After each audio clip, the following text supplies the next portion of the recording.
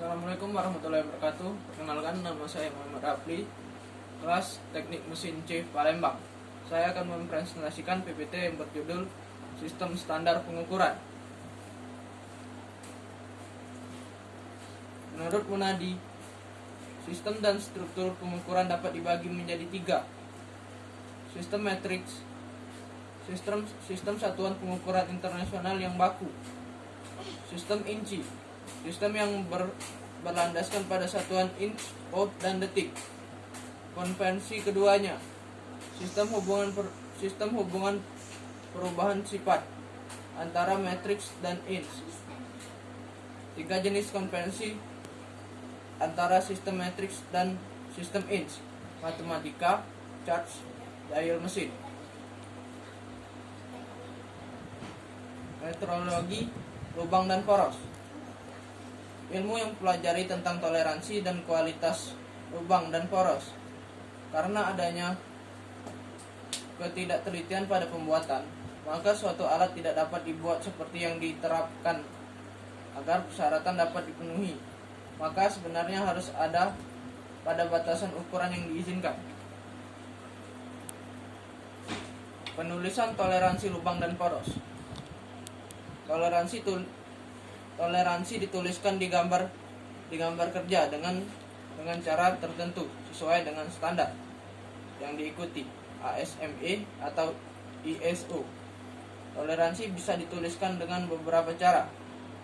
Ditulis menggunakan ukuran dasar dan penyimpangan yang diizinkan, menggunakan ukuran dan simbol huruf dan angka sesuai dengan standar ISO, misalnya A45H7 atau 45J7. Pada penulisan toleransi ada dua hal yang harus diterapkan, yaitu posisi daerah toleransi terhadap garis nol ditetapkan sebagai suatu fungsi ukuran dasar. Toleransi harganya atau besarnya ditetapkan sebagai suatu fungsi ukuran dasar. Penulisan toleransi lubang dan poros ada 5 cara. 1. Dengan lambang ISO. 2. Dengan angka. 3. Ukuran batas searah. 4. Ukuran batas. 5. Simetris. Karakteristik geometrik, material, dan fungsional. Karakteristik geometrik yaitu menggambarkan spesifikasi produksi berdasarkan ukuran dan dimensi, bentuk dan kehalusan permukaan, serta apakah produk tersebut sesuai dengan karakteristik geometrik fungsional. Karakteristik fungsional yaitu sifat yang diinginkan atau yang direncanakan pada suatu komponen bila komponen tersebut telah dibuat. Karakteristik fungsional menunjukkan kegunaan dari suatu fungsi, di mana karakteristik ini harus menjadi karakteristik pertama yang dibandingkan. Karakteristik geometrik, material, dan fungsional. Karakteristik material. Sifat material secara umum dapat diklarifikasikan seperti di bawah ini. Sifat fisik, sifat yang telah ada pada material, contoh warna, dimensi, bau, dan lain-lain. Sifat kimia, sifat material yang berhubungan dengan komposisi kimia, contoh kemolaran, dan konsentrasi. Sifat teknologi, contoh mampu tempat. Sifat termal, sifat material yang dipengaruhi oleh temperatur, contoh konduktivitas termal, titik beku, dan titik didih. Macam-macam kesalahan dalam pengukuran. Definisi kesalahan dalam pengukuran. Kesalahan dalam pengukuran adalah perbedaan antara nilai sebenarnya dari suatu pekerjaan pengukuran oleh seorang pengamat yang dapat disebabkan karena benda ukur atau alat ukur pengamat dan juga karena pengaruh lingkungan.